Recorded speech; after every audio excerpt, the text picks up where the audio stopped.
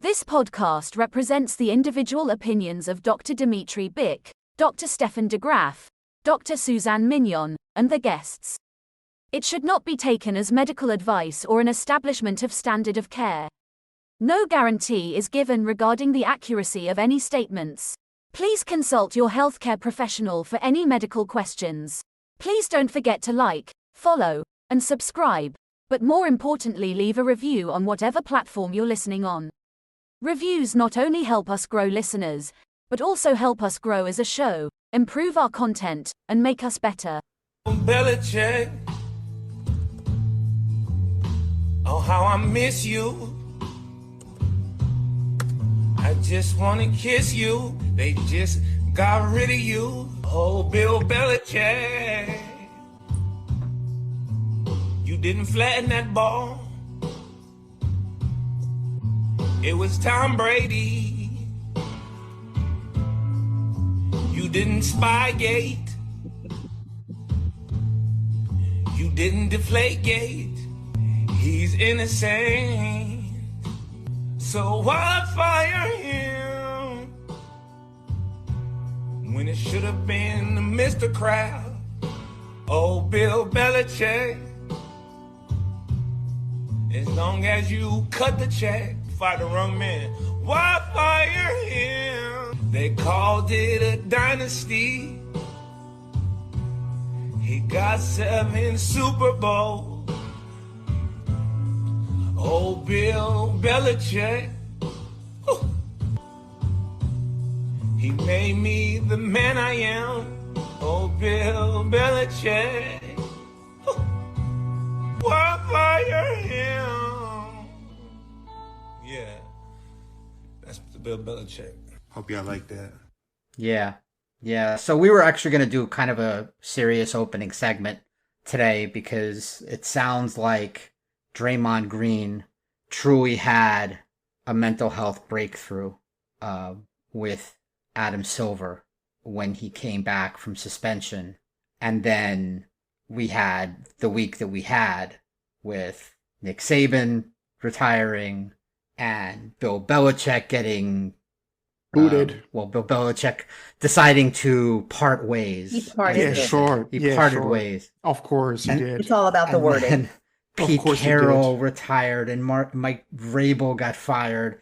And then our just best friend, Chandler Jones, sings that song. And then Stephen A. Smith goes on a tirade and just eviscerates Jason Whitlock. Spoelstra gets a brand new long-term contract like the day after his divorce is finalized. $1 billion. Because it had to be the day after his divorce is finalized. And how are you as a woman? I think it might have been in the clause. I would like to read the fine print of that contract. It had to be the day after divorce. If I were her lawyer, I would be so mad. So mad. And then a Gambian soccer's team plane loses pressure and oxygen in the air, which is one of my phobias of all time. There's a new jellyfish UAP video that came out from a military jet, which apparently is related now to the Miami Bayside alien. This thing apparently not only in the video was flying and having a heat signature, but it dipped down into the water, stayed there for 15 minutes and came out of the water and like flew out into like the sky, and people are losing their mind over it. And then of course yesterday night happens where I am located right now. In Kansas City, as you can see behind me, I'm freezing. Brrr. Of course, we're an audio podcast. And nobody's going to get that joke because no one's going to be able to see me through a radio. But I guess we'll throw this up on YouTube or something. It was the 3rd coldest game by wind chill and the 4th coldest game by air temperature. I think it was -4 or something, -5 at kickoff and -30. Was it the first NFL game where a mustache got frozen on live television? Did you see injury with mustache? Snot was coming out the of it. The guy he said snot. He said snot, I said ice. Just had ice all over. And was that what it was? Because that's what That's not He from. was That's wearing no from- gloves. This guy he had no gloves on. That's Look, why they won the Psych game. coming There's a off the joke. left. There's a joke in there, but I'm not going to do that because we don't shame people on this podcast. I mean, we do, but I mean, I'm you not could going to have do it. you could have been a reference to you know who, you know. If Look. the gloves don't fit, you must acquit. That's not what I was going to do. Not what I he was going to said. go on that, but It was look, a whole different angle. Much different. This is the same team it's been. I think next year, I don't know if it's not in for fantasy football. I don't know if I would even watch football until December anymore, because both of these teams in this market are just enormous disappointments, and I'm hating my life now. And I've infected the children with this disease, and they see how miserable I am. But you know what? It doesn't even matter because we're a hockey town now, and where the Heat had wrestled away this town from the Dolphins for 20 years, and now the Panthers are going to wrestle that away from the Heat. They're on a bender. They just lost last night for the first time in 10 games. The best part of last night, and I know it was terrible and awful, and I spent the entire second half playing poker, listening to the game through just what we would old-timey call the radio, essentially. I went back to my impossible puzzle. Which is terrible, but what I discovered in the first half of that game is Geico brought back the caveman. They did. I noticed that too. I was like, the caveman is back. What? I've missed that guy. I've missed caveman back. And it's good. And they did it in such a great way. It's that he has like PTSD from doing these commercials, and he's trying to get through it in therapy. And we're not making fun of like the disease, but the way they did it, it's just so. It was creative. They want me to participate in the documentary, but that's not what this is. But yes, they brought. That was clever. That was clever. It was noticed. Geico does they're one of their marketing team, man. We need them. We need a little Geico marketing team for this podcast. Mm-hmm. Can you guys spare a guy or two, please? Geico, just one. Just one. Just an intern, maybe. The caveman. You could be the resident caveman. The caveman will work. Yeah. I will play the caveman if that's what it takes. I'll do. You're sitting there in the tundra anyway. So. Right. Send us a double. They got to be a double. Send us a double. Yeah. Yes, I'm sitting in the tundra. Is there a temperature that you will not go out in at all? Like either side? It doesn't. If it's 110 degrees, you're going to go to a Dolphins game.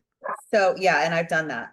So I lived in Arizona for a period of time, and it was 121 degrees the day I moved there.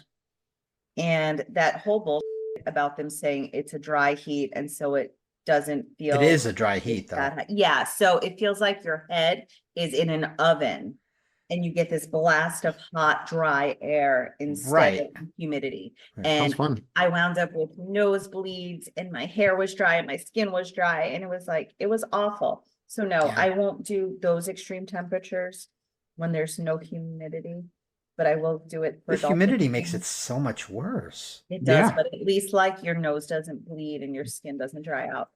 The thing about the Arizona, the desert heat that I noticed when I visited there is you don't really notice it until you're out of it.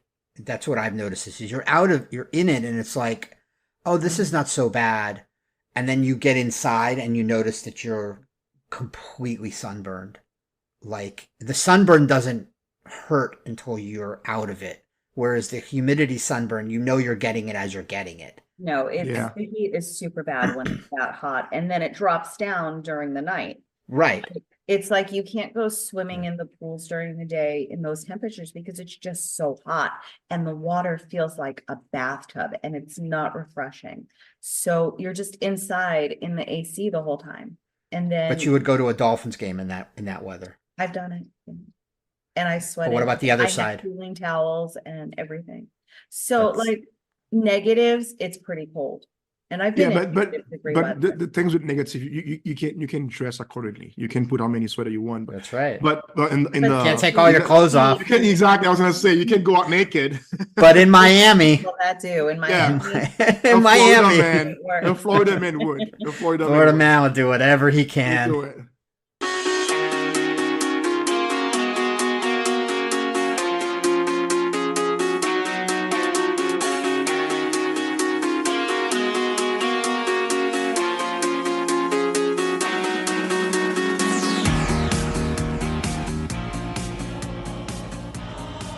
I don't want to watch this. Is there anything else on? Time to get the best opinions in the podcast industry. It's the Reluctant Sports Fan. Look at who we have with us. It's the Reluctant Sports Fan. Hello. She was one of our first guests on our first show, and she vanished for nearly a year, but she is back, and she is going to pick our NFL playoff games this week. Mm-hmm. And I know this show is coming out after these games are already played, so we are going to prove that we've done this actual Before the playoffs have segment started. before the playoffs have started. So we have an extra special guest today. Alexa, tell us the date and time today. It's Friday, January 12th, 2024 at 9:36 p.m. Thank you, Alexa. All right. Excellent. So, Maria, Yes. how much have you been following football this year? Less than you think. All right. So what we're going to do is we're going to have Maria pick every week. We're going to have her pick the money line, and then we're going to have her pick against the spread, and we're going to have her pick the total, and we're going to compare her against a couple of industry insiders, NFL insiders. Do we And need we're gonna some see- disclaimer that we are not That what? responsible for any bets people make that they lose money on? Can I just point this out? Okay. Yes, because we're professionals here. Do not use our picks. Do not use Maria's picks to gamble on football. No. And let me just tell you, if you're using Maria's picks to gamble on football, then you're a time traveler, because this show is coming out after those picks are already over. So it's going to be impossible anyway. Let's do it. Maria's picking the games. All All right. Saturday, right. tomorrow at 4:30, the Cleveland Browns Oh. are favored -2.5. Do you know what spreads and totals and money lines mean? What do you think? What do you think? All right. Just for the record, I explained this to her like 5 minutes before we went on the air here. I don't know that she really retained any of this information, but we're going to go with the fact that she did. Go with it. So the Cleveland Browns are favored -2.5 at the Houston. I was going to say the Houston Oilers, but it's the Houston Texans. The total is 44.5. Let's start with the money line. Who do you think is going to win the game outright? Cleveland Browns at the Houston Texans. Wait, can I get their season record? Yes, you can. The Cleveland Browns are 11-6, Uh-huh. and they are the number 5 seed in the AFC playoffs. Houston is 10-7, and they're the number 4 seed. This is hard. Okay. Because they're playing at, you know In what? Houston. I'm going to say Houston. Houston is the money line winner. Now, Okay. Cleveland is favored to win the game -2.5 points. Who is going to win against the spread? Well, you think Well, I Houston's think- going to win, right, so you think right. Houston's going to win against the spread. That was a dumb question. So That was a Houston dumb question. +2.5 and Houston money line. Now, the total is 44.5. Over or under 44.5? Total points? Yeah, 44.5. Over or under? I think the total score is going to be under. Under 44.5. Okay.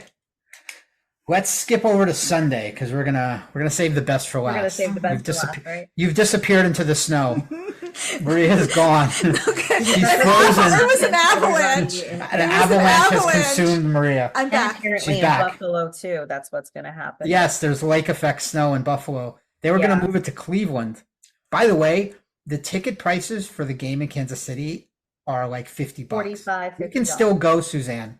We can I still think go. you should go and let me know how it is. I braved Buffalo last year, and thank God we had great weather while we were there. I'm not. We're doing- going to talk about this Sunday. We'll talk about it Sunday. Let's go. I'm not even going to talk about it. We'll talk about it Sunday. Let's go. So Sunday at 1 p.m., the Pittsburgh Steelers, who you have interacted with their fans before, at the Buffalo Bills. Who is going to win the game outright? Buffalo. Boo. Now, Buffalo is favored minus 10 points. So will Buffalo win against the spread minus 10, or will Pittsburgh keep it close? I think they're going to keep it close. So Pittsburgh plus 10. All right. Now, the total is very interesting in this game. Right now, it's 35.5. The total started at 42, but because of the lake effect Of the snow. it has continuously dropped over the course of the last week, and now it's at 35.5. So over under 35.5 in a foot of snow. Over. Oh, she's going against the grain. I love it. By the way, these kinds of games, this Kansas City I know nothing. and Buffalo, these kinds of snow games and these cold games were my favorite games when I was a kid. I loved watching cold weather games and their breath and everything. It was my favorite. I love this stuff because, of course, I grew up in Miami and all we got was like 1,000-degree games. Wished for snow. Yeah, And I grew up only in wanted the to see snow, and the cold snow weather. was fun to play in. But when you're grown up, it's not fun to shovel. No, I get it. And then I went to college in Connecticut and I walked around in 0-degree weather, and then I realized, yeah, it's not so much fun. No, Not so much fun. Pretty much for balls though. Yeah. Well, but for football, it's fantastic. Next, we've got Sunday at 4:30. Green Bay at Dallas. The Green Bay Packers at Dallas Cowboys. Dallas is a 7-point favorite.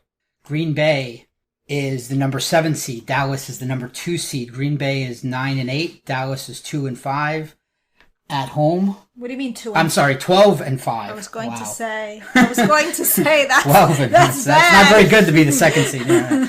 12-5 at home, -7. Who is going to win the money line? Just the winner Where are they playing? in Dallas. Cowboys. Cowboys. All right.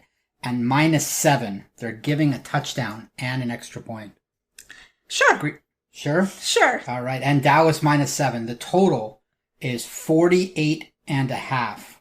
That's a pretty big total, but, good quarterbacks, Jordan Love, Dak Prescott, high octane offenses. Over. So we got over. Okay. Sunday night, 8:15 p.m. Sunday Night Football. The Los Angeles Rams at Detroit Lions. It's the homecoming bowl. Jared Goff against his old team. Matt Stafford against his old team. Detroit -3.5. Who's going to win outright? She has no idea what I'm talking about. Wow, I know nothing. You have no idea what I'm talking about. What you just said. Jared Goff played for the Rams when they went to the Super Bowl, and they lost that game. Matthew Stafford played for Detroit for years when they were terrible. He was traded to the Rams for Jared Goff, and then he went to the Super Bowl with the Rams and won the Super Bowl.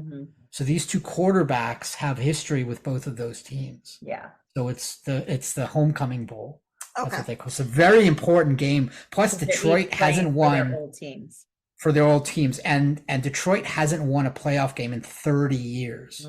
And they've been the worst franchise in football. They haven't won anything in like 70 years. No. Okay, I need to know the season. The records? The record. So LA is 10-7. Detroit is 12-5. Detroit is the number 3 seed. LA is the number 6 seed. So who's going to win outright? Just going by logic here. I'm going to say Detroit. Oh yeah. Now Detroit is favored by 3.5 against the spread. What do you got? So 3.5 is a little bit more than a field goal. That's the question. Are they going to win by more than 3.5? Are they going to win by 4 or more? Yes. All right. Detroit -3.5. And the total is 51.5. Both of these teams have a pretty potent offense. Defense is a little bit to be desired. That's why the total is so high. But it's the playoffs, so. It is. Right. Anything can happen. Anything can happen. 51.5 is the total. Over? Over. Monday Night Football. Philadelphia Eagles going to Tampa Bay. Philadelphia kind of fell apart at the end of the season. They finished 11-6. They lost their last 4 games. Actually, they lost 4 out of their last 5. They tied 1, which is just ridiculous. Okay. And they actually, if you look really back, 1, 2, 3, 4, 5, 6, 7, 8, 9, they lost 7 of their last 9. 1, 2, 3, 4, 5, 6, 7 of their last 9.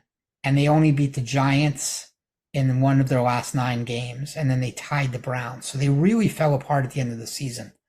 Tampa is 9-8. They're really kind of average. So the Eagles are number 5. Tampa's number 4. I'm going to give it to the Eagles. Okay. And -3. Even though I know what you say. And the Eagles are -3 on the road in the playoffs at Tampa. Are they going to win by 3 or more? Yes. Yes. So the Eagles -3 and the Eagles money line. 44.5 is the total. Over. 3 overs and an under.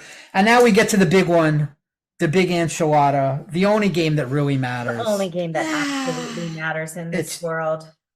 It's your Miami Dolphins at the Kansas City Chiefs, where we're located, freezing our butts off. So cold. It's going to be the 4th or 5th, depending on where the air temperature is at game time. Either the 4th or 5th coldest game in the history of the NFL by air temperature. The 3rd coldest game by wind chill in the history of the NFL at -30 wind chill. It's Miami at KC. KC is a 3.5-point favorite. Miami blew the number 2 seed very famously to Buffalo. Yes, you were there. Miami is 11-6. KC is also 11-6. KC is the number 3 seed. Miami is now the number 6 seed. Who you got on the money line? And don't try and spare my feelings. Yeah, she's gonna say it. I want Miami to win. But you got KC. I want Miami to win. Now, KC's favored by 3. You don't even have to say it. I know who you got. KC's -3.5. Will they win by 4 points or more? No. So you got Miami plus 3.5. Yes. Okay. Now, the total is 43.5, which actually shocks me. Because I could totally see this game being like 12-10. Exactly. I can see it very low with the weather or 16 or 16-3 or something like that. But it could be 1 point. Well, no, you can't score you can 1 never, point. No, I know that. I mean, it could be a 1 point game. Oh, no, it could be like 14-13, but I don't even see very many touchdowns. But even kicking a field goal in 1-degree weather is like kicking a cinder block. The wind and the cold and everything. Yeah. It's going to be. I don't But know. maybe they'll warm up the ball.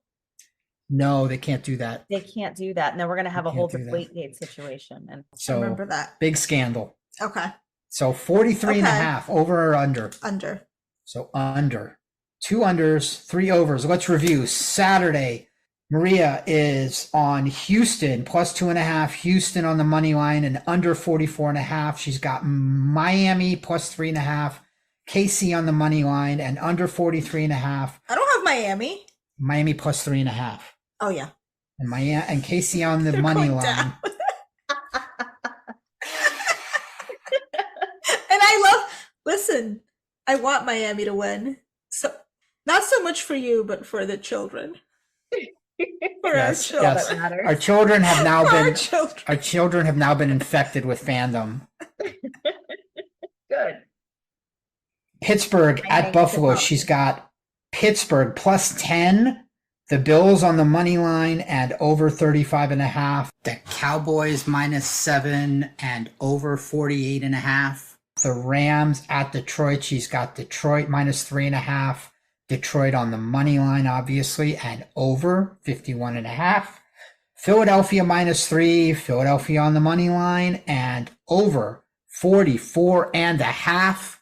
Those are the picks. Maria's being swallowed up by the snow.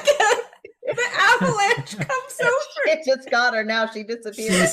She's been swallowed up by the Kansas City snow. Oh, God.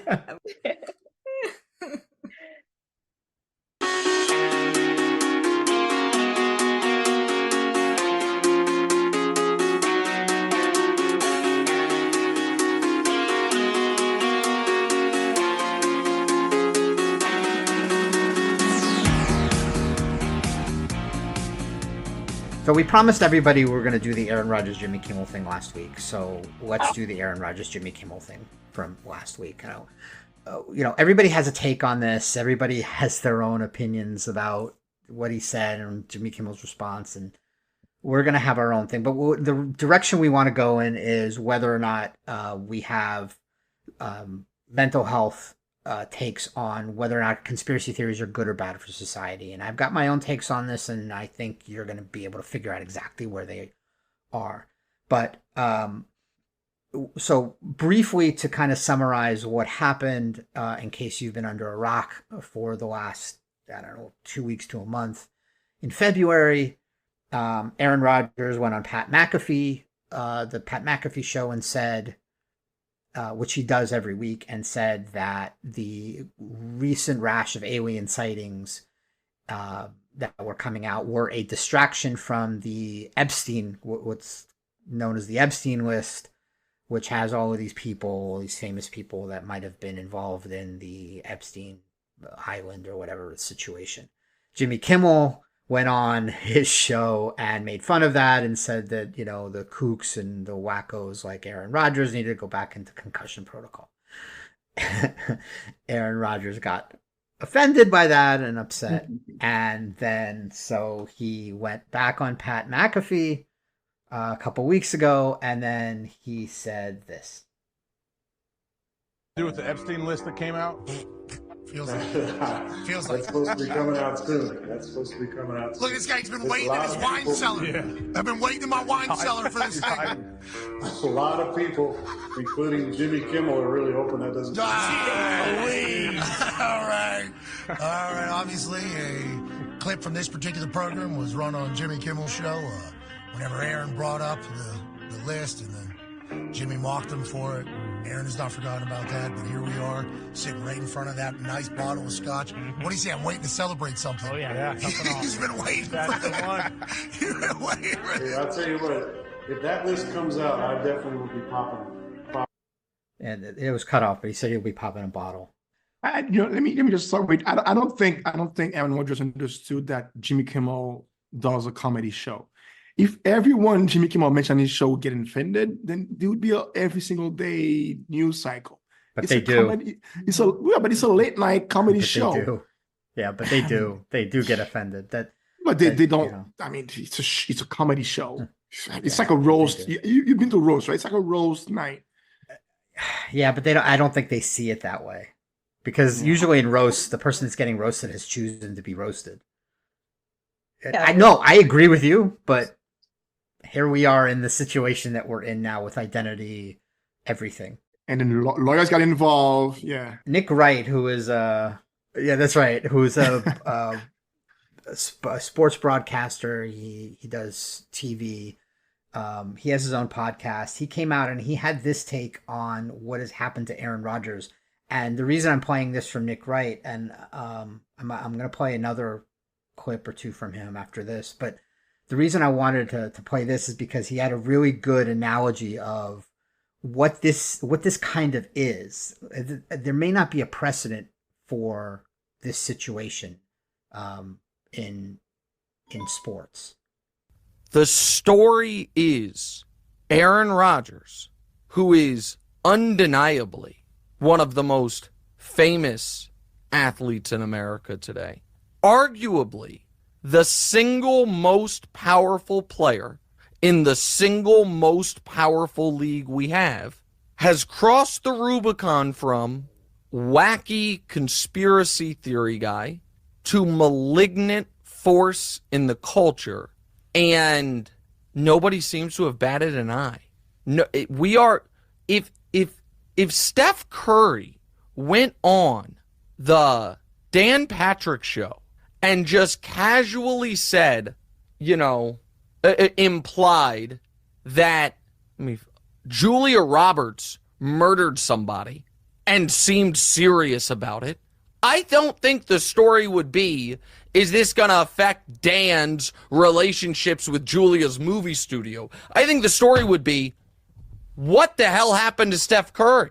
But because Rodgers has been slow dripping this, and while doing it, has gathered his own almost army of internet supporters. That's his point here, is that we're focusing on the wrong situation. We're focusing on like what the hell happened to this guy, because it's almost like he's been corrupted into this rabbit hole of YouTube paranoia, and it happens to people we know. It doesn't it? So wait, so I'm not following. You're saying that he alluded that Aaron Rodgers is doing this as a master plan, that he's no, it's that this is the analogy, right? If Steph Curry went out and suggested that Julia Roberts murdered someone, Patrick, we'd be like, what happened to Steph Curry? Where did it get this? And but because Aaron Rodgers kind of like the first thing was, I don't want to get a vaccine because vaccines are the government is trying to control us with vaccines, and we're like, well, that's weird, but maybe he's just Aaron quirky. Rodgers had strayed from the norm of thinking, and now when he says things, it's different than if Steph Curry would say something. Because it's not out of the blue anymore. It's sort of like it's become mainstream, right? It becomes mainstream, right? And he's gathered the supporters who have made this kind of thinking mainstream, right? And so now every time you come at him with, well, that's weird, Aaron. That's like, why do you believe that? It's, well, you don't like me because I don't like vaccines, and that's why you're attacking me, right? As opposed to, no, this is a weird idea. So whatever crazy things he said out there, it's not crazy. It's just that it's an opinion of a group of people. It's a mass, opinion that he's being a correct person for. Correct. It's. I'm talking and we're gonna have a clip of him saying that.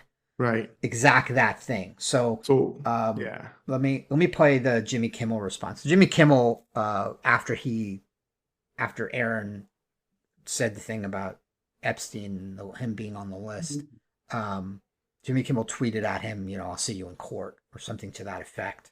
And this kind of blew up into something. And so Jimmy Kimmel's first show after that, he had to have a response, but it's got to be funny, right? Because it's a comedy show, as you said, Steph. Did you see did you see it? No, I'll take the I understand what you're saying. It was not funny at all. It became very personal. After Aaron Rodgers said what he said, it became personal. So his response to Rodgers was not comedy. It was, I'm going to hit you back. Did you see it, Suzanne? No, I saw clips. Yeah, it became not funny at all. Did you think it was funny? No. I thought it was very personal. No, I didn't think it was funny either, except for the he got 2 A's and they were both in the name Aaron. Yeah. That's the only part that was funny. And like, I get it. Like, he can't be funny. Like, he can't do his own joke. I bet they have 15 writers or something. I bet they all came in their room because the assignment was Aaron Rodgers, go, right? And they all came in with a bunch of jokes. Jimmy came in with a bunch of jokes, and they all came into the writer's room as they usually do. And there's 5 other guys in suits standing there. And they're all like, who are these guys? And they're like, 3 of them are lawyers and 2 of them are from corporate. And they're like, all right, guys, let's hear the jokes. And they went around the room and they're like, no, can't have that one, can't have that one, can't have that one, can't have that one, can't have that one. All right, the 2 A's in Aaron is fine, and this one's fine, this one's fine. And that's what you got. Yeah, I mean, I have a different take. I think Jimmy Kimmel is a funny person, but that episode was not funny because it was him defending himself. It became personal.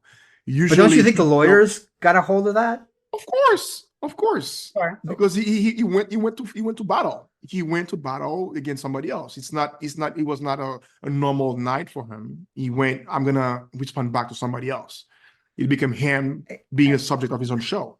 But that's part of the I can't go out and I can't say what I want thing because I'm worried that I'm gonna get sued for saying something mean.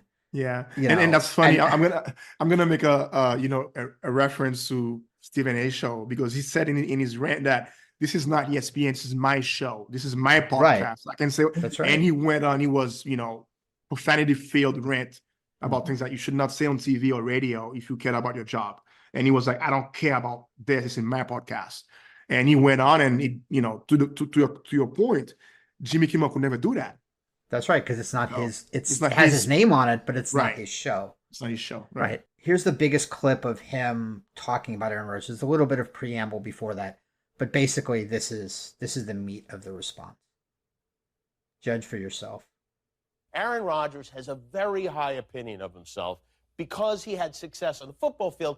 He believes himself to be an extraordinary being. He genuinely thinks that because God gave him the ability to throw a ball, he's smarter than everyone else. The idea that his brain is just average is unfathomable to him.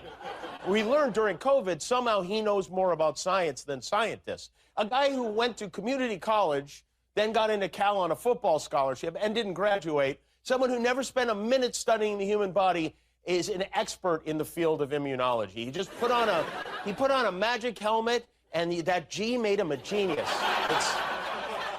Aaron got 2 A's on his report card. They were both in the word Aaron, okay?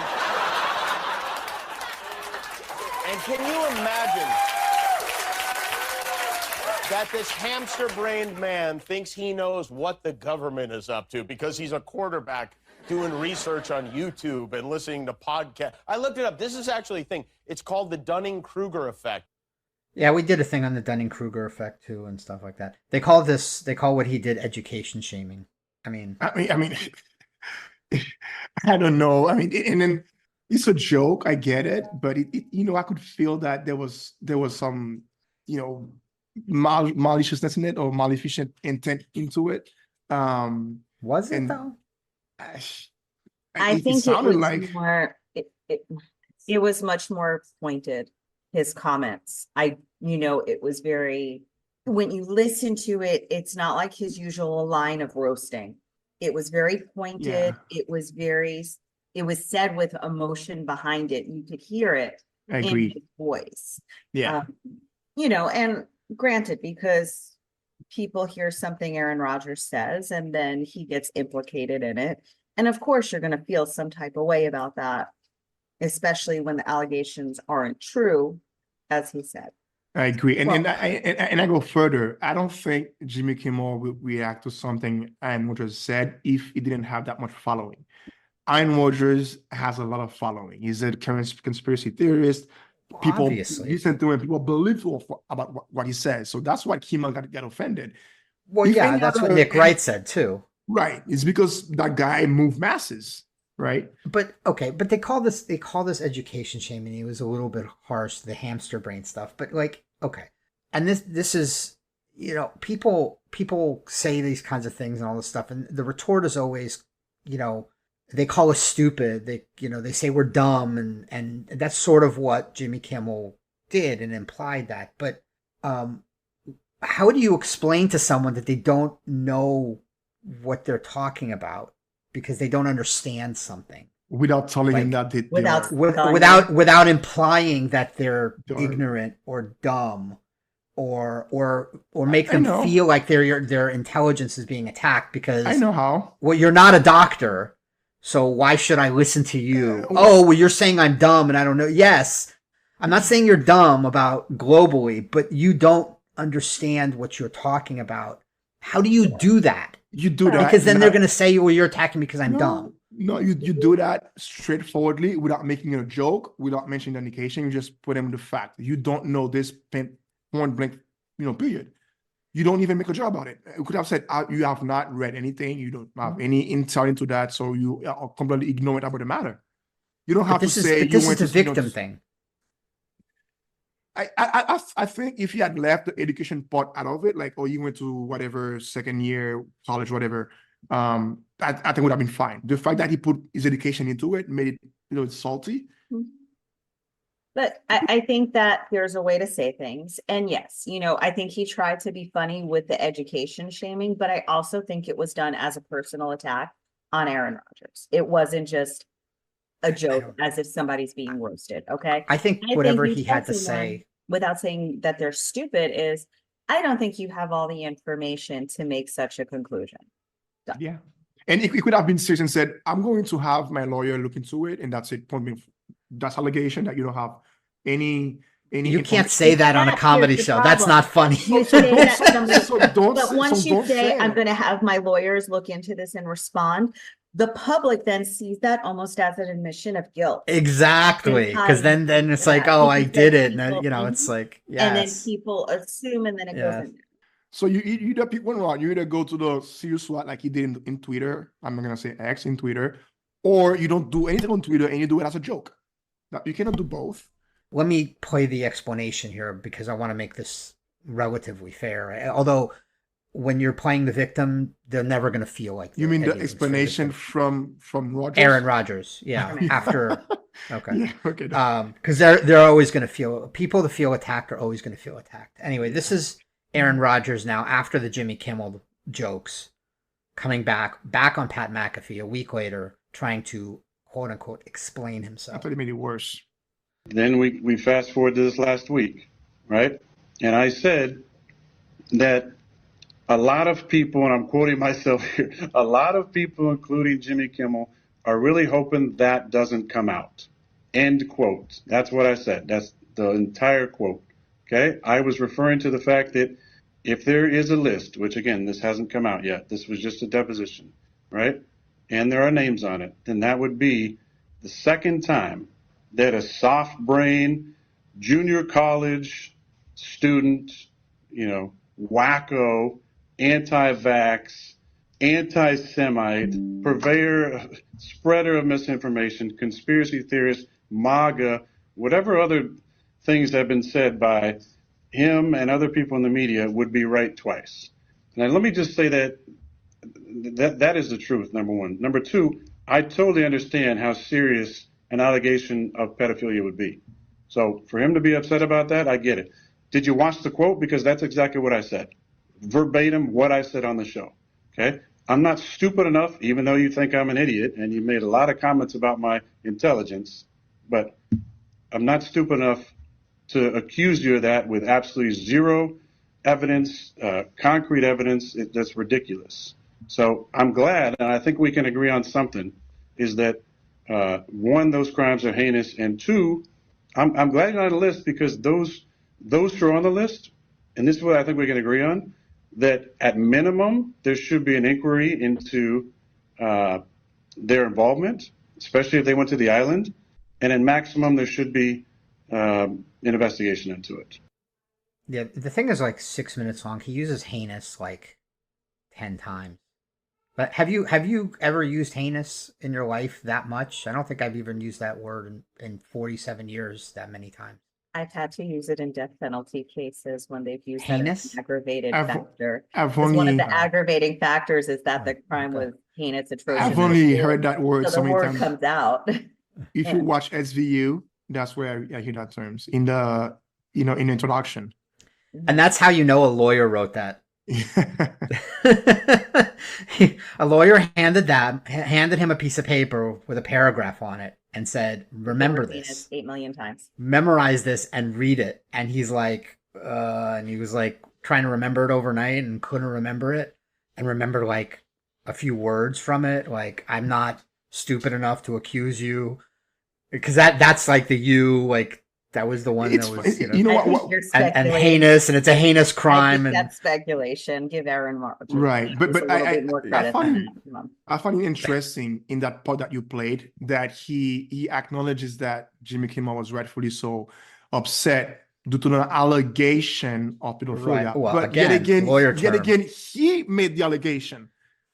Right? He said, I didn't say, yes. Point blank, straightforwardly, but I alluded to it. Right. He recapped everything, said that wasn't what I said, and then he basically said, I'm sorry I said it. The lawyer. I'm sorry, I would never say that without any concrete evidence.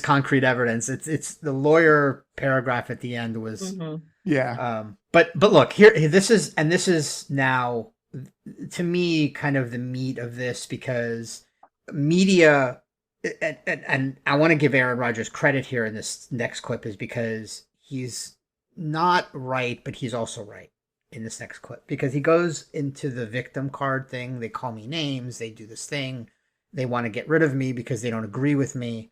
And that's the part where he's not wrong, but he's not wrong, but he's not entirely right either. And this country sort of split into this. You're either wrong or you're right. Mhm. And you can be both wrong and right within the same point. And he goes into this thing about if people don't like your opinion, they will try and go and cancel you or tell you that you are terrible, or they'll try and go and get you fired or something like that. That's true. And then he goes on to say, well, if your opinion's only not mainstream, they're going to make you do that. And that's not true. It is true to a degree, yes. If your opinion's not mainstream, there are certain people that will try and do that. But your opinion doesn't have to be only not mainstream. You can have other opinions, and that will happen too. So it's not that quite like that either. There is an era of cancel culture, but there is an era of victim culture too. It's whenever I say something that is not that great, and people call me out on the thing I said that's not that great, I'm being canceled. But you see, I have a different take. I mean, if you're in that space and if you welcome in that space that you want to say things out loud in public because you have a show, you should be able to take the consequences. What you say have implication. People will not 100% agree with what you say. It's fine. I mean, if I had this position and I would be talking about things that I don't know, I should be expecting half of the people that hear me would be upset and the other half would be in agreement with me. That's part of the deal, man. You can't have everything at once. You have to take what it comes with. Except calling someone a pedophile. That's it. That's the limit of that. You agreed with everything you said. He can say whatever he wants up to the point where calling someone a pedophile. But I'm going to argue that what your point right now is a little dangerous. But let's play this what I call the victim clip. You guys be the judge of it. This is the game plan of the media, and this is what they do. They try and cancel. And it's not just me. It's nowhere near just me. I mean, if you look at all the different people who've been censored from the internet especially during COVID, the canceling that went on, the censorship, using the government to try and censor people that happened. And if that doesn't work, then they go to name calling. I mentioned a lot of the names that I've been called, and they don't stick because I'm not anti-vax. I'm interested in informed consent and things that are in the best interest of my body. I'm not a MAGA. I've never had any affiliation with anybody associated with that movement, right? Which is okay if you are, though. Like, there's different opinions all over the place, right? If that's your ideology, that's fine. I'm not a super political person, okay? Do whatever you want. Conspiracy theorists, that's fine. Because if you look at the track record of conspiracy theorists in the last few years, they've been right about a lot of things. So I don't care about that one. Anti-Semite, that was called, I mean, that's just like, this is their game plan. They use these words to cancel people, and they went and ran with this because it's the crazy anti-vaxxer wacko again, talking about, accusing somebody of being a pedophile. Like, of course, this is the game plan that they use. Incorrect, but that's the environment that we're in. There's a lot of people who have been captured by various, entities, government entities, whether we're talking about pharmaceutical industrial complex or whether we're talking about believing that the government has a best interest in mind and we're puppeting, various narratives. In the end, if you are not someone whose opinion aligns with the mainstream narrative, this is what they're going to do with you. And it's not me. I'm not a victim. I don't give a shit. Say whatever the hell you And off the bat, I've got two questions. First, who thinks that Aaron Rodgers has ever been canceled? He's on all social media. Even after what he said, he's still talking on mainstream media. Second, what's that track record that conspiracy theories have been right about a lot of things? I'd like to see that track record. Which conspiracy has been proven true? There's some evidence that the government does spy on us. That one was proven true. Yeah, because when you speak a word in your Instagram, you get the product that you mentioned on your ads because you didn't put your... No. I mean like the government. To us. I know, yeah. And your tech is listening to us, of course. Yeah. Call it but whatever. he also says that he's not a super political person, but all of the topics that he is talking about publicly are politically He goes on a 2-minute rant about being a victim, and at the end says he's not a victim. Yeah. He a says, dichotomy. you know, He's a constant dichotomy. Crazy. It's And I crazy. think this goes to what you were talking about too, Dimitri, where you said a person is wrong and right at the same time. And when people are saying these beliefs that may have basis and may not have a whole lot of basis behind it, they're right in the group that believes the same things that they do. And they're the ones that help perpetuate It's dangerous. this rightness and these ideas and continue these ideas, some with evidence to support and some without any evidence to support.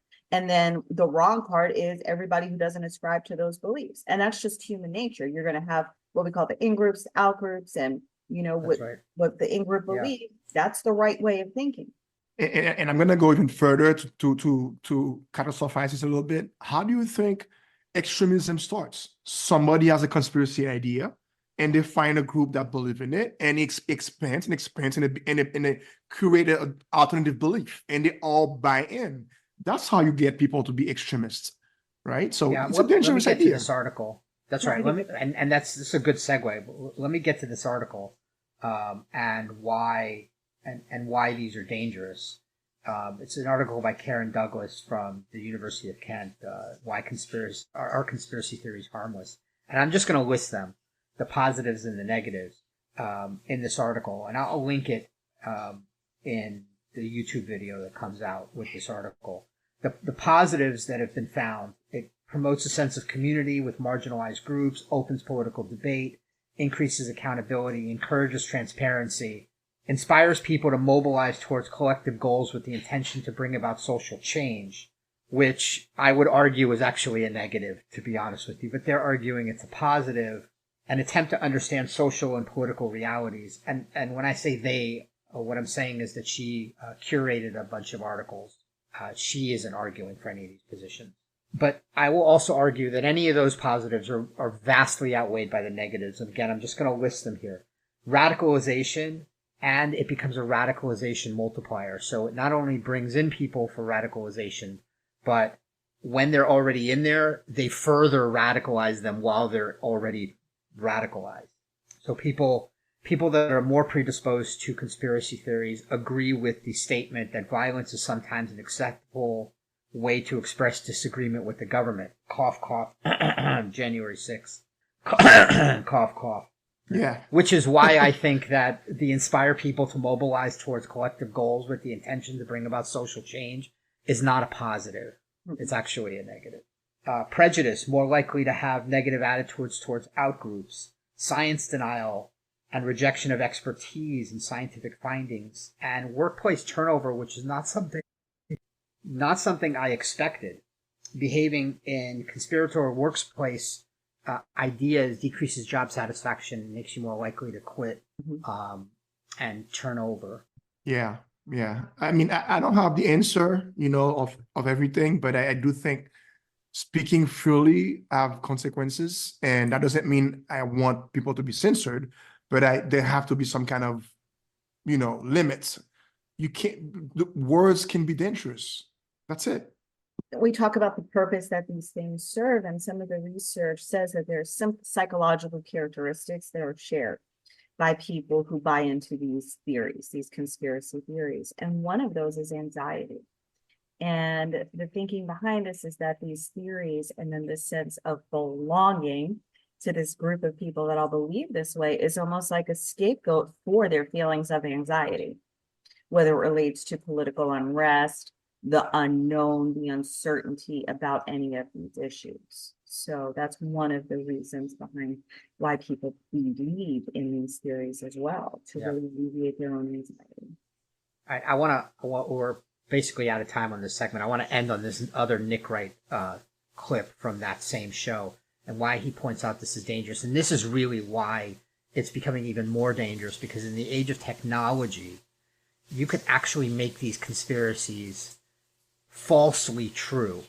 And he's talking about what's going on with this Jimmy Kimmel thing, and people now are actually faking the documents, and with deep fakes and stuff you can actually make political leaders say whatever you want.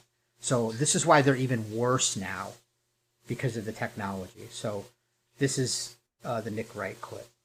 one of the greatest players we've ever seen in America's favorite sport, who plays in the biggest market, who has a bigger platform than any other player in the league, more power over his team than any other player in the league. That guy went on national television and casually threw out there to millions of people, hey, this guy that I don't like, probably a pedophile. That's what fucking happened. And now this morning, when some of those Epstein docs were unredacted and released, what you have in the same corners of the internet are folks photoshopping documents, putting Jimmy Kimmel's name in them, and saying Aaron was right. That is happening this morning already.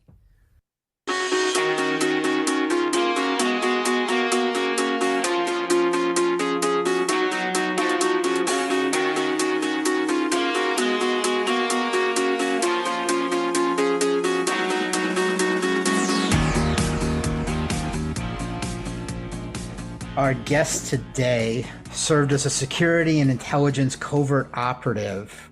That means a spy. Has over 20 years of experience with government organizations, including the British Ministry of Defense, corporations, ultra high net worth and VIPs. He has a first-class honors bachelor's degree in psychology. He's an expert in surveillance, anti-surveillance, statement analysis, mind control, neuro-linguistic programming, and body language. He's also written a book, How to Tell If Someone's Lying, and 2 spy fiction novels. His name is Stone, Gavin Stone. Honestly, Gavin, in your line of work, and when you... I was going to say, I'm not even sure that's his real name. That's true. That's true. When you tell people what you've done and what your job is, how many times do people say to you, oh, like James Bond, right? How many times does that really happen? So I get one of two reactions. I either tell people what I do and they either turn around and go, wow, that must be so cool. Tell me all about it. Or I get the completely opposite reaction where they go, nah, I don't believe you. Okay. So it's one or the other. and the people that don't believe you, you're just like, whatever.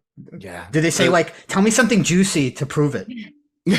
I've found, and this is through experience, that you just can't prove it. That it doesn't matter what you do or what you can show them your contract off the Home Office, you can show them your MOD credentials, you can show them. You can show them anything, and the cognitive dissonance will kick in. As like, no, that could be photoshopped, that could be printed at the local printers.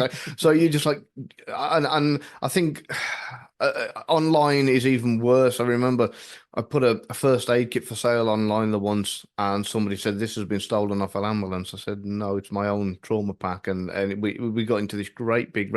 It ended up with the police coming round to find out if it was actually stolen or not. I said, if it was, do you really think I'd be daft enough to put it online for sale? So yeah, I just like I leave them to it, whatever. Yeah. So how did you get into this profession? I'd imagine it's not something that you just went on Indeed and, just was like, oh, look, the British Ministry of Defense is looking for a spy. Well, no, I didn't. In fact, so MI6 have actually got this thing now where you can actually apply direct, but the traffic is so high, especially every time a new James Bond movie comes out, and the chances of getting even looked at are just 1,000,000 to 1. The lottery winning odds at best. The usual way is in every kind of college and university in the UK, there is a spotter. And it's their job solely to look out and source anybody who really stands out for that'd be ideal for MI6 or MI5, and give them a little tap on the shoulder and introduce them to somebody from MI6 and say, look, I think this would be a good fit. Obviously, they speak to MI6 first and say, look, this is the guy. What do you think? Shall we do the intro? So that's the usual way. But the truth of the matter is, and this goes for any intelligence community pretty much around the world, if the intelligence agencies have got a use for you, then you'll get a job. It's as simple as that. There's like over 100 kind of drone pilots in Nevada right now working for CIA. They're just civilians. So it's a case of like, if they can use you, they'll employ you. So with me, it was I built my way up from the very, very bottom. I started doing investigations and fraud investigations and working for government departments and just literally built up to human intelligence gathering over a long period of time. Speaking of MI6 and James Bond, is there anything true or in real life to what we see in movies in MI6? Meaning all the toys and all the license and the phone call you pick up and somebody brings you a new suit and so some of it is and some of it isn't. I mean, yeah, there is like a Q department and there is what they call a props department and that kind of thing. So you can get the sometimes it's gadgets, sometimes it's just things that are used to kind of cover your identity or whatever the case may be. But the whole movie side of it, the majority of it, it's just for poetic license. It's not quite as it is in the movies. And I have said a couple of times on these podcasts, if you're going through a foreign country and you're in a car chase, shootouts, explosions, and all the other things going on, then you're doing a very bad job of your job. You know, you've got it all wrong. So James Bond is really bad at his job, is what you're saying? Well, what can I say? Because he always gets the information in the end, you know. Well, he gets information, he gets the girls, he gets the car. He gets Oh no, yeah. See, I didn't get an Aston Martin. I was really disappointed. But you got the girls. No, I'm kidding. Well, I've been lucky there in that department.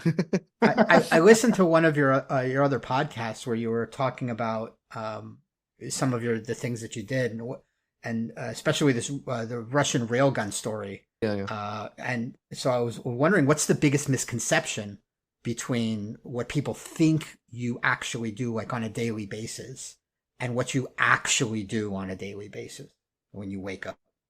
I think a lot of it is because of the Hollywood education of, all the drama, gunshots, and the other side of it is it's very glamorized. You got this whole Mr. and Mrs. Smith kind of, everybody has to be perfect at everything.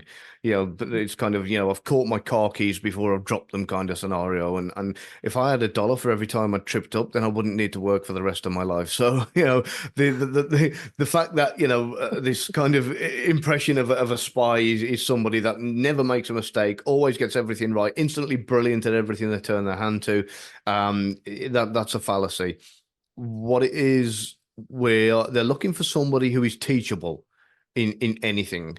So you have to be able to approach anything with an open mind. So if you get like kind of tasked to become good at something, you get a lot of people in life that go, oh, I just can't do that, and they give up and they don't understand the learning curve and how to adjust and reapproach. So if you get to that level where you understand that if any human on the planet can learn it, then so can I, and that's your first big barrier, and that's what they're looking for. They're looking for somebody who's adaptable. What does the training actually involve? Do they put you through like a military training? You're running 10 miles a day, 15 books in a week. There's some paramilitary stuff. There is some it's not mandatory reading, but it's recommended reading. And there is when I say recommended, it's like heavily recommended. Like you better do it. Yeah, right. You want to job, you read it. Yeah, exactly. And there's a lot of there is the bits and pieces where you do have to shoot, you do have to drive, you do have to do hand-to-hand combat, you do have to know these things, but they're your safety net. They're not your go-to. There's more time spent on the actual psychological side of things and the human element of learning how to get yourself into and out of situations, how to get yourself invited to parties or win somebody over and kind of make friends, as it were. Oh, please do tell me how to do that, because my wife tells me that my small talk is crap. And I have no idea how to like interact with people. Please do tell me how I can get invited to cocktail parties. Yeah, you got married to her. I mean, some people got game, some people don't. Did you say you can attest to that, Suzanne, by the way? Is that what you said? What? Yes. Did you say you can attest to that? Yes, because we were at a party, remember? For the Wheel of We've been to parties together. Oh, yes. Small talk sucked. Yeah. Okay, so help me out with small talk, Gavin, please. So the trick is, from what I've been told, and I actually learned this from a guy called Robin Dreek, and he is just fantastic when it comes to small talk, because he will ask somebody one simple question, whether it's like, what was your first job or whatever, and they'll go back to like, oh, my first job was a printer, and he'll just say, what inspired you to do that? And all of a sudden, it's a question that people don't get asked. And what did inspire me to do that? And they go back to a flood of memories. They go back in time, and it's a provocative question that gets them really thinking and gets them going. And then you can build on it so much from there, because there will be somebody somewhere that will have seen something in you. And you say, so what did he see in you to give you that job above all other people, or what? Yeah, and you can just keep kind of asking those questions of your mentors and your, that kind of thing. And because the person's talking about themselves with good memories, it generally builds that rapport a lot faster. That's interesting. That's part of psychiatric training is ask open-ended questions. Mm-hmm. Don't ask positive. No, don't ask closed-ended questions. Don't ask closed-ended questions. So, is part of the training learning languages too? So it can be. It's not essential. And especially, I mean, CIA have a language program, and what they will tend to do is they will stick you somewhere that, if you're fluent in Chinese, they will tend to look at what you're good at and say, okay, he's good at Chinese, let's send him over to China. On the other hand, if you are good at Chinese but they desperately need somebody in Kazakhstan, then they'll say, right, get onto the language program. You're going to go to Kazakhstan. You've got X amount of time to learn that language and get over there. So, how many do you know? 3 or 4. So I speak little tiny bit of German, which I've forgotten more than I can remember. A slight little bit of Russian, which I'm out of practice with my Russian. Вы говорите по-русски? Да, не очень хорошо. Немного, но не очень хорошо. Ну, очень хорошо. Да, я тоже. Спасибо. I agree. So, I agree. That makes a lot of sense. I agree with you too. I agree. Yeah, I'm not as good as I used to be, and but I'm still kind of every now and again I go back, revisit, and brush up. But yeah. And what's the third one? Third one, and again, is Spanish, but I've forgotten more than I can remember because it keeps coming back to me in the wrong order. And I can never remember the difference between coffee and beer. So whenever I don't know the difference either. And we live in South Florida. Like you really should know it there, right? Really should know Spanish. But ¿Estás bebiendo cerveza o café? ¿Eso es café o cerveza? Oh my God! There we go. That somebody knows. That's our resident Spanish speaker. There we go. I'm going to come to you for lessons. If you go into another country and you don't know the language that well, how do you then do those skills to get invited, and what do you do in those situations? Luckily, English is spoken pretty much everywhere the majority of the time by so many people, which is great for me. It makes my life a little bit easier, but I do tend to try to learn some very basics to every country I go to, even if I forget it straight away afterwards, which I did with Greece. I went to Greece. I learned enough Greek to get me by while I was there. And now I come back and I can't remember a single word in Greek. I think maybe kebab, and that's about it. And other than that, I'm in trouble if I have to go back. Well, speaking of languages, and I do see that you were trained in body languages. People think, well, at least I think that learning body languages is mostly reading people. But in your line of work, did you have to also not only reading people, but also act a certain way so people could be more comfortable around you? So how much of the reading and how much of your communicating with your body language that you had to do in your work? Oh yeah, you do have to kind of give the project a kind of very confident, give a secure and safe environment, and give the impression that you can handle no matter what's thrown at you. Whatever comes your way, you can say, look, it's not going to be a problem. We can deal with this. Because the most important thing is about making that asset feel safe. If you're recruiting somebody to basically commit treason, depending on which country you're in, the consequences can be pretty damn severe. So they need to have serious amounts of confidence in your abilities.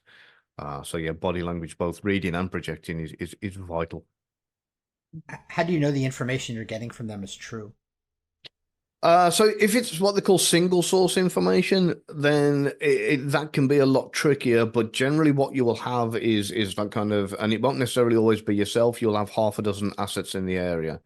And if 5 people are saying something is blue and one person is saying it's red, that's when you start going, hang on, well, his intelligence isn't matching up with the intelligence of these other 5 guys over here. And what you will do, you won't call him out on that. You will then take things further to find out if that's somebody who's been a double agent. They may have gone back and say, hey, I've been recruited and they're getting intelligence out of me. So their superiors are sending false information through them to come to us. So then we have to play a battle of whips to kind of make it look like we know certain things or don't know certain things, and yeah, it's a great big game of chess. How do you get these guys to sorry, Suzanne, how do you get these guys to trust you then? It can't just be all cocktail parties and nights out drinking. No, you're asking them to commit treason, like you said. Yeah. If it was that easy, if it was all cocktail parties, then my life would definitely be a lot easier. And of course, it depends on where you're operating. Everything will change. Even operating on home turf will be completely different to operating on foreign countries. And then again, depending upon the country you're in, will depend on how your approach goes. The systematic kind of method, as it were, is something called MICE or RICE, which stands for money, ideology, compromise, and ego. Occasionally, when it's called RICE, the money is replaced with reward. And compromise have changed recently to coercion. I don't know why. It's just one of those things. They switch and change these things all the time. And then the last acronym I heard from CIA was something called SADRATS, and I can't even remember what the hell it was. It was an acronym which stands for like source, asset, deploy, blah blah blah. I got, they had this thing that what you meant to do. Into SADRATS, yeah, is basically what happened. but the bottom line is, I mean, MI6 keep it really really simple: motivation, access, security. It's as simple as that. What motivates them? And then use that motivator to kind of get them on board.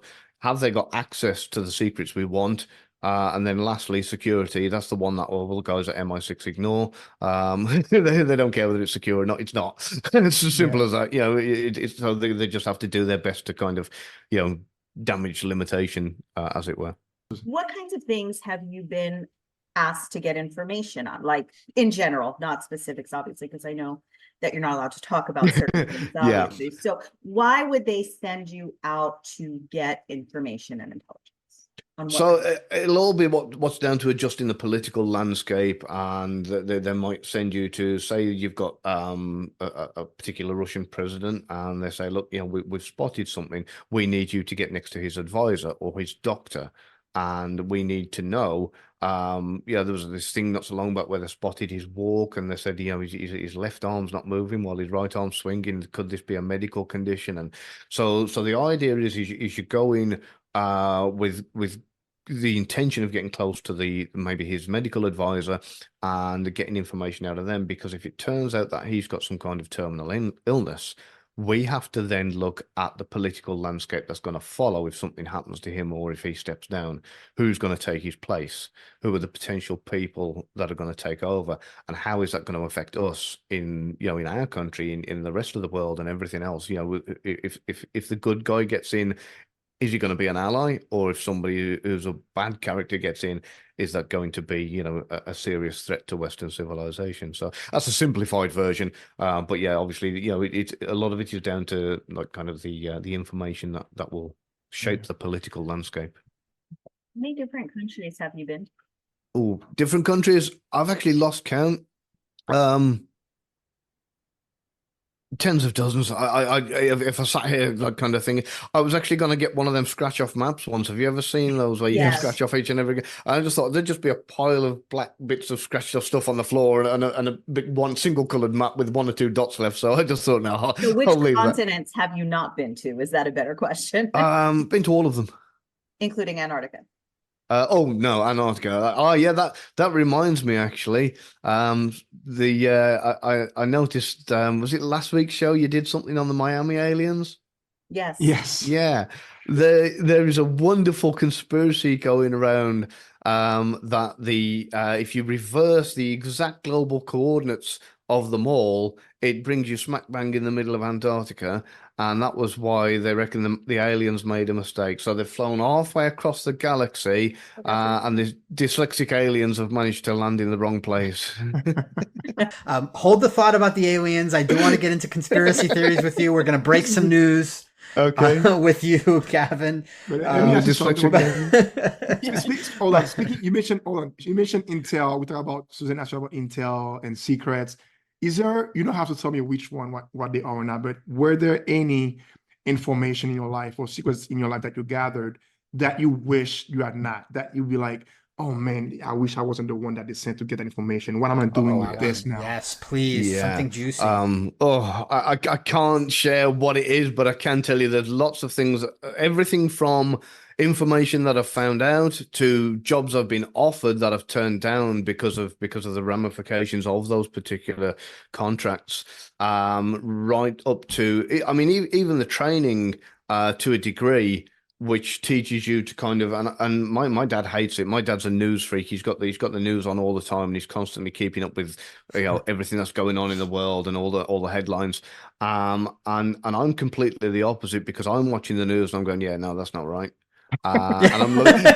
I was going to ask you that. Have you ever been watching it? And he's like, "Oh, can you believe that he's gonna?" And you'd be like, "Yeah, don't worry about it. He's gonna die tomorrow anyway." Have you ever been like that? I've had loads of stuff like that, and the worst of it is, because there are systems that I use. So, like you've got different kind of.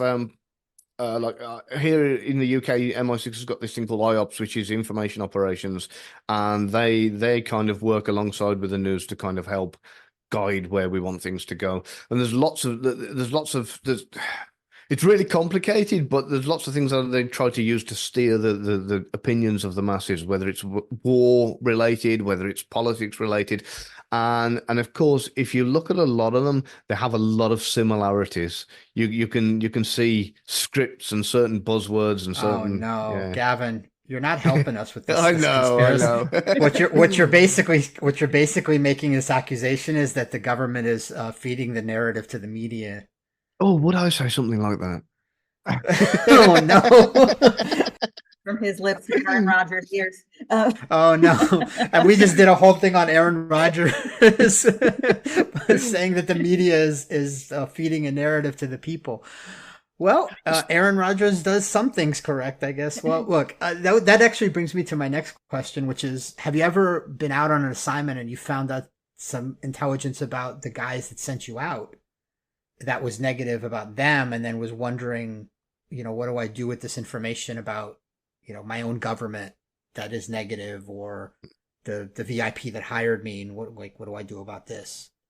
So yes, on some occasions, some I've had to deal with personally. The majority of the time, it's so not always. I've had about 5 or 6 different things come to my head at once, from when I've been hired by private clients to in comparison when I've been working for the government. So it's kind of they've all shot through, and I've had a brain freeze of which is the best one to talk about. So if I start with the private client that I was hired to do a particular job for once, yes, I did go down the path of completing the job for him, and I won't tell you what it is, but when I was in the middle of it, I found out that there was something a lot more nasty at hand. So I reversed and just said I'm out, and went another way and actually got the whole thing scrapped for him. So I didn't get much in the way of thanks for that.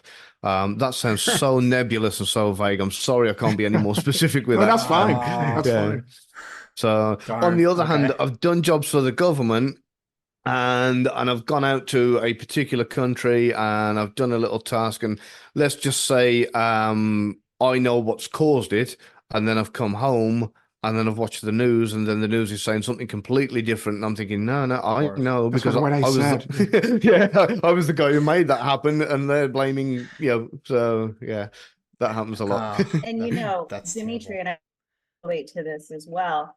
In our work in the forensic area, you as a forensic psychiatrist, me as a forensic psychologist, we'll be working on cases, and some of them are high profile in the news. And then same thing, you hear things in the news and you're like, it's not really what happened, but we can't say anything, right? No.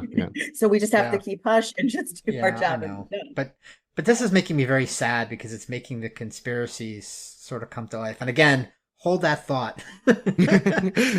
You wrote a book called How Can You Tell If Someone Is Lying? Mm-hmm. I like to play poker.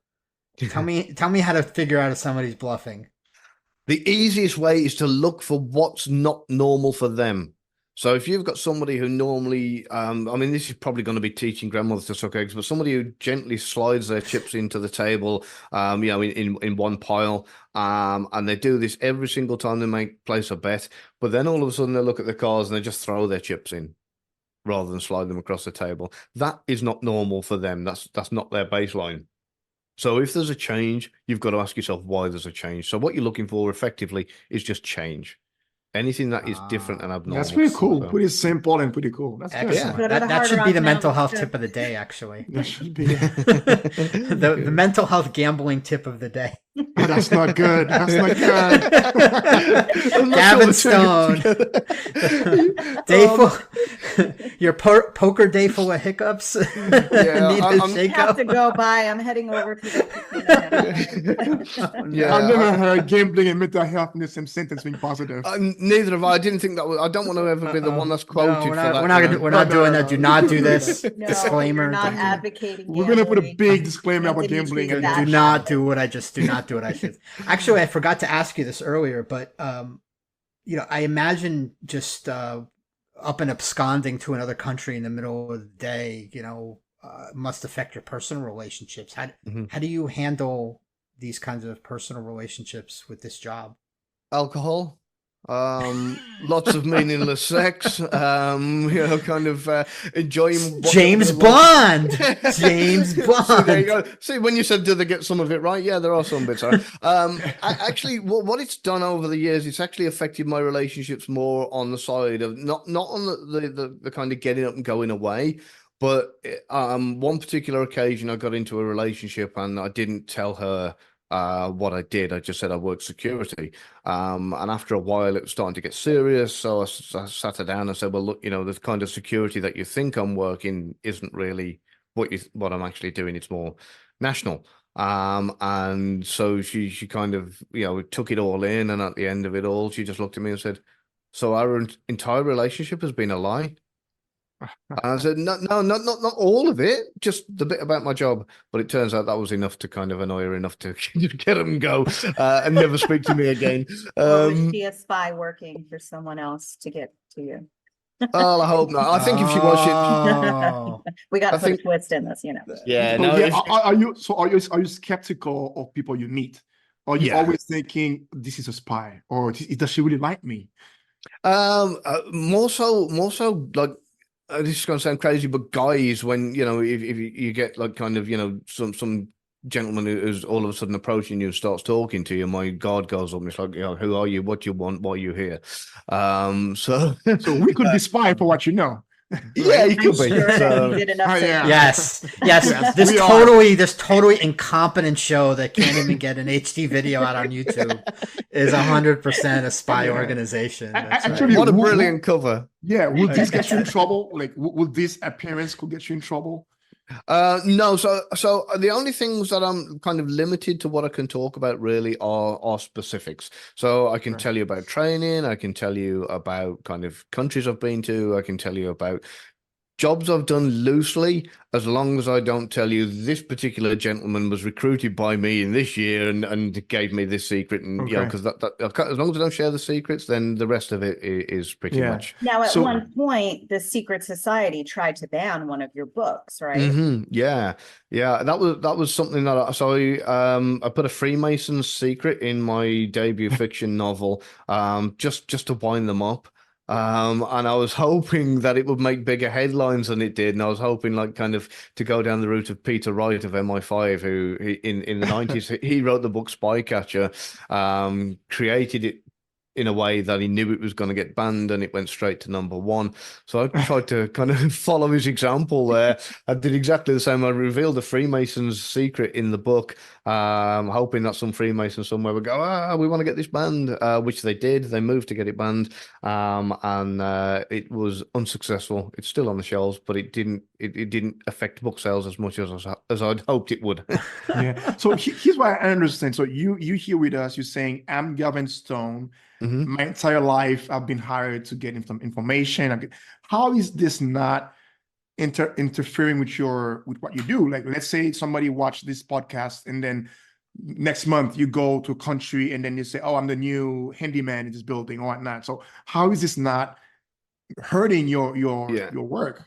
I'm not working in the field at all anymore. I do a bit of consultancy. I'm doing my books. I do 1 or 2 courses and that kind of thing where I do a bit of teaching. But as for work, field work, not so much anymore. So you've been compromised. As they say. I'm always going to say that. We'll call it that. Why not? Without saying it. Now, in one of your books about, being able to tell if someone's lying, right? You talk about the 12 lines. Oh, that was the cold read book. Yeah, cold read book. Yeah, elaborate on that. Okay, so so I'm going to apologize to everybody in advance who ever bought that book, because it's about 40 pages long, and it was actually part of an experiment. It was part of a split test when I was first started to write, to see kind of what works and what doesn't. And so I put a load of different books out there. I tried different titles, different marketing methods, blah, blah, blah. And that book just went absolutely crazy. Like just kept selling, and still does to this day, just keeps selling every single day. I go and check, and it's up there on the charts. And it was one of those things that when it came to finishing the test, and even though it's dreadful, there's typos in it, and it's got great big fonts, and it's not even formatted properly or anything else, I couldn't bring myself to delete it because it's so popular and everybody loves it so much. So I just left it running. But the 12 lines you mentioned they're just stock lines. And if ever you've been to anybody who's supposed to be a psychic medium, you'll hear those Barnum statements, they're called. Because they read like a horoscope. Yeah. Very general and very blanket statements. Yeah. That Basically, that's anyone. it. Yeah. So there you go. If Dimitri, if you do want to get into the kind of the small talk game, that's perfect for you. Cold read like a spy. There's 12 stock lines in that, and literally people, you can say them, they sound like they're fitted to that individual, and they will go, wow, you can see into my soul. Wow. Okay. Is there a way that I can tell if I'm talking to a spy? If you're a spy, yeah. Not always, no. So it's there are ways if you've got somebody in the same industry where you can ask them particular questions, where you can identify, are you one of us, as it were. That's something I definitely can't share, but yes, you can. There are like a secret handshake. No. Yeah, exactly. Okay. Do you have a favorite spy movie that you're like, yeah, that one's the best, or like a favorite fictional spy?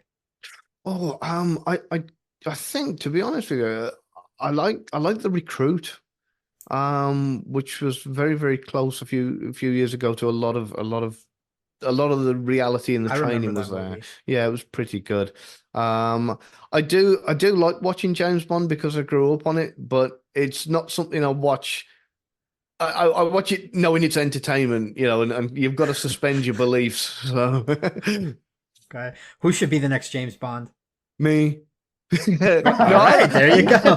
You're putting your hat in the ring. There you go. Yeah, there was zero hesitation there. Zero hesitation.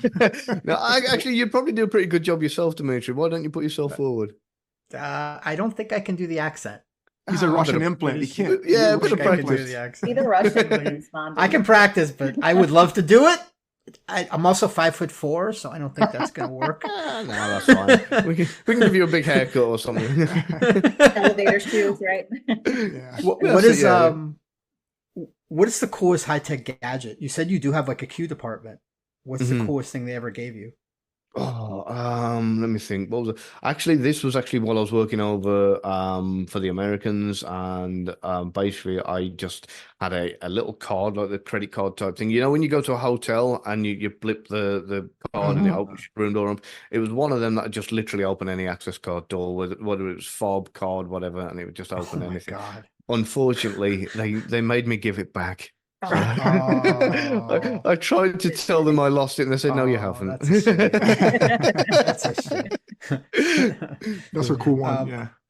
Okay, a few more things. Let's do some real reporting here. Okay. Let's confirm or debunk some real conspiracy theories here for us. Okay. All right. Tell us for real. Are extraterrestrial aliens real? Yes. Okay, for real, just tell us. I wouldn't have a clue. It's not my department. Oh, come on. Come on. Is that jellyfish? Is that jellyfish UFO real? That thing was you over know Iraq. Something. You must know something. My human intelligence gathering. Remember, human is my speciality. I've never seen an alien department, but if ever I do go into any of the intelligence agency buildings and see an alien department, then I will. I promise I'll report back. I'm going to reframe the question. Would you be? We're bringing you back. But would you be shocked? Would you be shocked if aliens were real? Wouldn't be shocked at all. Okay, I got the answer I wanted. Okay. All right, I'm gonna accept that as take yes. Take that you want. Aliens are real. Gavin Stone has said aliens are real. With our dyslexic aliens that went to Miami instead of Antarctica. I can see how this is going to end up for me. It's going to be like, quote unquote, says aliens are real and get your mental health through gambling poker. Tell me what this is. Have you heard of UVB 76? UVB 76? No, unless they were a pop group from the 70s, not mine. It's a Russian number station. This is what it sounds like, right? It's still live. It's been running, I think, since the 60s or the 50s, maybe even the 40s, since World War II. And it's a number station. And it's still running right now. And here's what it's doing right now.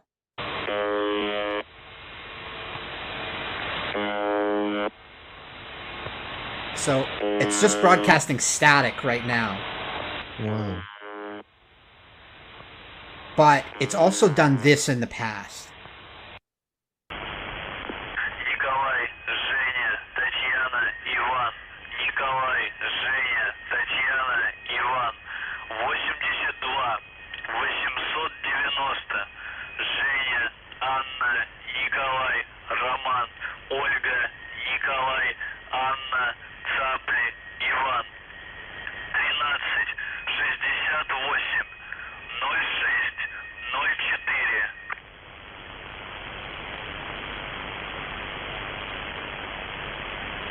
That's it. It just repeats that over and over again. Right. So, what is that?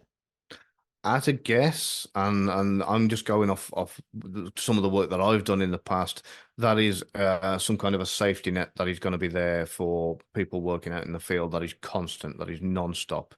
So, for example, I'll work out in the field on a particular job. If you're in a foreign country, even if you're, depending on where you are, you can't just use a telephone and just call a number and say, hey, I want to speak to the boss. Sometimes there has to be ways of sending covert messages. So to do that, there might be systems like websites that are in place.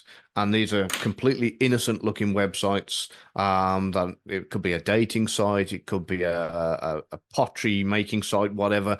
And you just go on it and you make an inquiry. You just hit the inquiry form and you make an inquiry, and then you can use veiled speech to kind of give a sit rep. Now, on the other hand, there might be something that I might need information from them. So I will go on to a weather site, and it'll say Monday and Tuesday is going to be fine, but Wednesday is going to be really, really bad. And that's telling me that Wednesday I need to be out of Dodge, or I need to get the job done by Wednesday, or, so the indications of the weather forecast in a particular area will basically tell me, this is when we're going to do your exfiltration or whatever the case may be. So these... So with that in mind, that this broadcast station sounds like a way of having a constant signal that's been going for so many years that nobody takes any notice of it. But if they need to send a blanket lot of information out to operatives in the field, they can adjust one thing, and that one thing will send a message to them to say it's safe to come home, or you need to get back now, or you need to stop what you're doing, or you've been compromised, or whatever the case may be, like an emergency kind of signal that everybody knows the frequency and everybody can get to. So these number stations are real. These are real things. Have you interacted with some of these? The closest thing I ever got to, I went to. Have you heard of the Dugo radio station in Russia? Nope. Oh, brilliant! It's like a giant, weird-looking rectangular aerial, and it's kind of. Oh, I can't even imagine how high the damn thing is.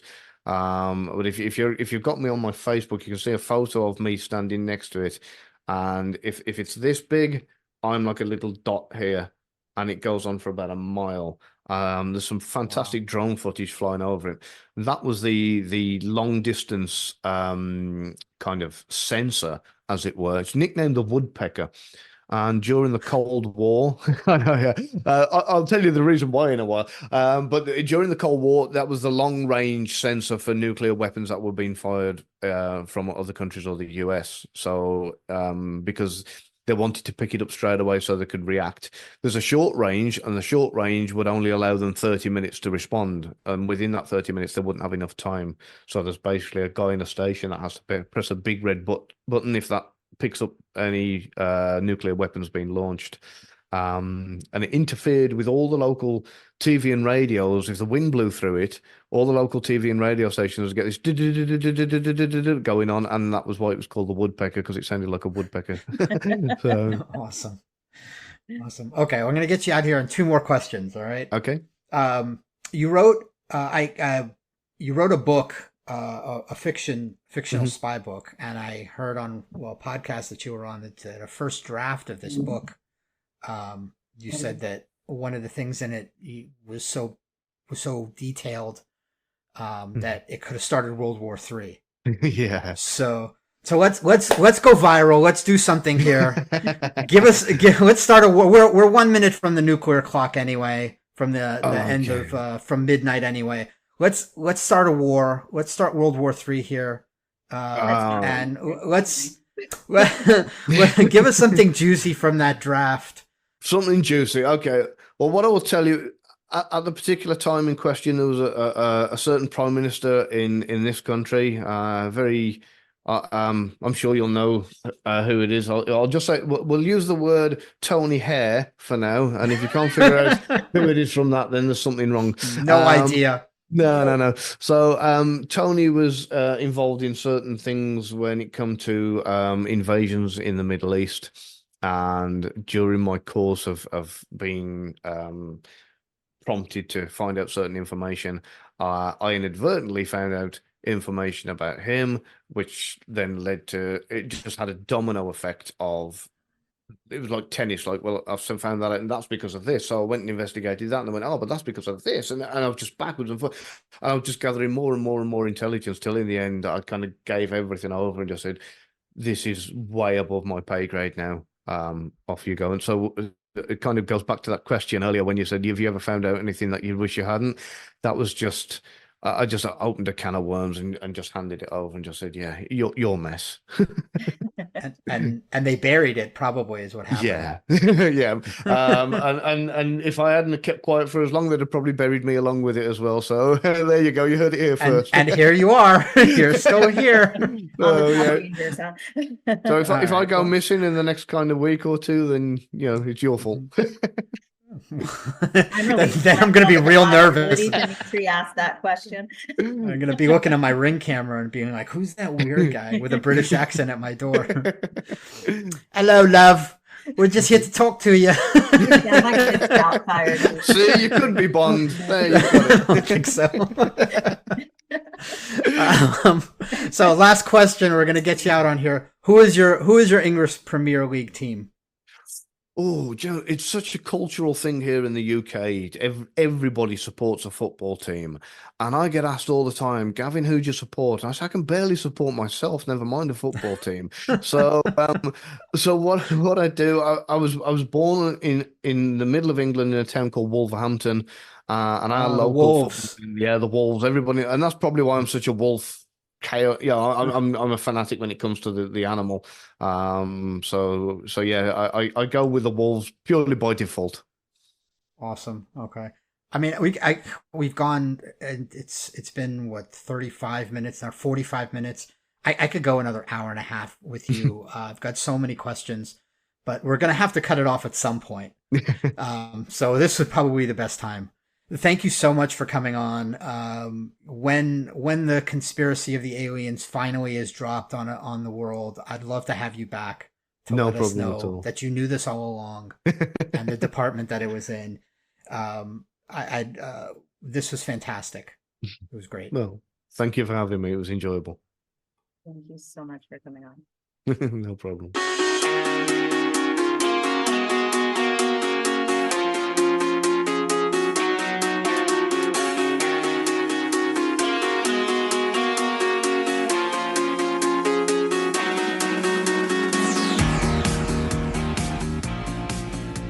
That was a really cool interview. Gavin Stone is awesome. But it's time for the mental health tip of the day. Day full of hiccups? Need a shake-up? Listen up. It's the Psych Effect Podcast Mental Health Tip of the Day. That was fun, man. Yeah. The mental health tip of the day in 2024 still brought to you by nobody yet. But yes, the Dolphins season is over. And maybe your team is still going on, but ours is not. And yes, the Detroit Lions that you have. That's adopted, my new team. Yeah. As of 12. I mean, of the teams left, that's probably the one that I'd want them to win. Yeah. Although I'm not a huge fan of the Pistons or any of their other teams. You're a fan of the Pistons? That's basketball. He's an all fan of the Pistons in the world. He's a what fan? I get it. So it's a different sport, but it's the same city. Anyway, we're rambling. The mental health tip of the day, the Dolphin season is over. So what do? You're sad. You feel down. Maybe you're a little depressed. You don't want to get out of bed. Well, what do? You plan things to look forward to. Maybe you plan to see a movie, or you plan to go to a concert. You plan a dance class, working out, go see your family, your friends. Plan something to do, and it'll give you something to get out of bed for. And that's something that I actually tell patients is, if you got nothing to do and you're depressed, there's no reason for you to get out of bed if you're telling me you're not getting out of bed. You got to give yourself a reason to get out of bed. And it will help you feel like you can get out of bed. Yeah, is that what we call future-oriented thinking? Yeah. That's right. Future-oriented thinking. Exactly what that is. Yeah. Playing to root for your team, for example. Now your team's out. I'm playing to root for a different team. Well, right now I have to root for the Steelers because they don't want the Bills to win, but that's moved to tomorrow night. So there you go. So future plans are now pick another team to root for. Just make a plan for the next day by day. All right, everyone. Thank you for joining us on this one. This was a long one, but it was a good one. And we're going to keep putting them out. We're going to keep putting out good ones. Follow, subscribe. We're on YouTube, TikTok, Instagram, LinkedIn. Twitter. Well, we're individually on LinkedIn, but we also are on LinkedIn. At Psych Effect Pod. Leave a review. Thanks, everyone, and we'll see you in the next one.